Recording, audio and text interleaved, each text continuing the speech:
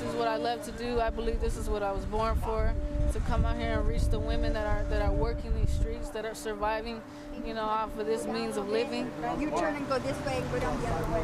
Okay, let's go. I was an underage prostitute for many years, and then I became addicted to drugs and alcohol, and my life kind of spiraled out of control.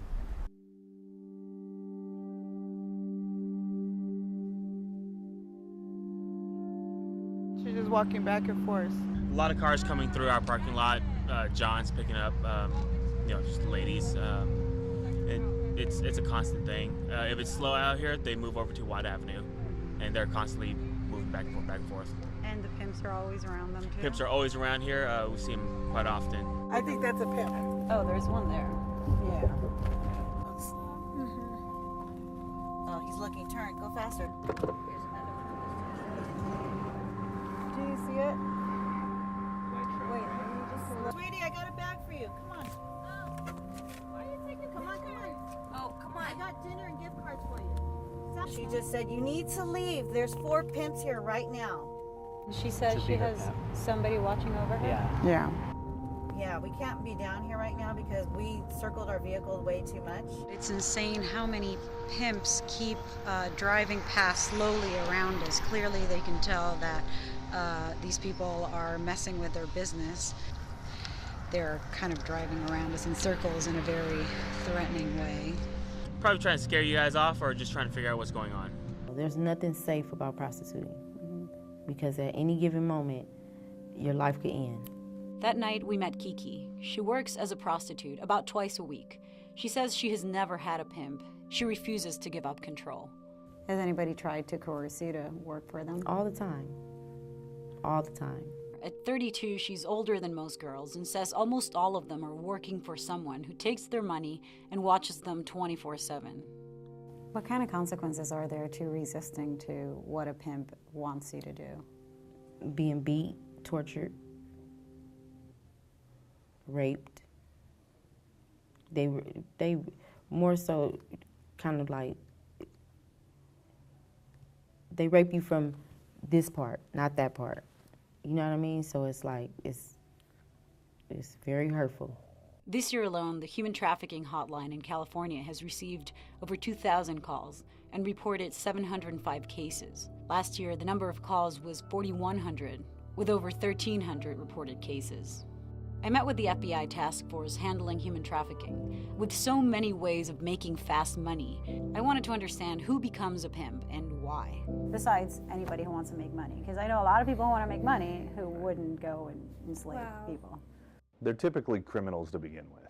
You know, you're found by law enforcement with a kilo of cocaine, you're done. You're found with, guns and trafficking guns, you're done. You're found with 4 girls in the car. Not only do those girls have to talk to law enforcement and somehow, cooperate with law enforcement, but you have to, build that case differently. Especially with younger victims of trafficking, the coercion and intimidation keep an impossibly tight grip, as happened to Brianna when she was 15 years old.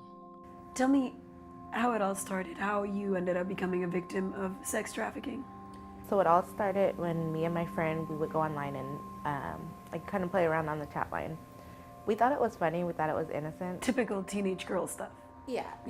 She met a guy who claimed to be an executive at some company, looking for someone to take out on dates. She told him her age, and he was okay with it. He picked her up in Sacramento and took her to the Bay Area. We, went to restaurants every day, bought me clothes. It was every girl's dream, to be wild away. And he made me feel like I was a princess, like, I could have whatever I wanted. Eventually, he asked for something in return. He would post her online, and she would have to have sex with strangers. I was feeling guilty because I left home. And so I was nervous. I'm like, how can I go back and tell my mom this now? And then I kind of, I was shocked. The years that followed were filled with violence, threats, and near-death experiences. She would see around 20 clients a day, or even more. The whole time I was with him, it was almost like I was brainwashed. I was so scared of stepping out of line, he would say, and that I kind of walked on eggshells. And one day, as she approached her 18th birthday, she finally woke up and ran away. It's hard for victims to take that step, even when they're not physically constrained. Fear and threats paralyze them, which is why California recently passed a law extending anonymity programs for victims of domestic violence to include human trafficking victims. That wasn't an option for Brianna at the time, and even though at first she had asked me to remain anonymous, she has since discovered the power of speaking out. Once I was able to get away from my exploiter, I started thinking, I want something better. I want something better. And the longer I was away from him, my dreams slowly started to come back. And through her entrepreneurship, she's now helping other survivors. We are working on starting a business training course for survivors of human trafficking, as well as youth that will empower them and teach them about business as well. Sacramento's been known as a capital for trafficking, but according to the FBI, that's not because our numbers are higher, but because we do a better job reporting. Still, for law enforcement, activists, and others rescuing survivors, it's a long and dark road ahead. It's strong out here. The grip of the enemy is strong on these streets right now. So.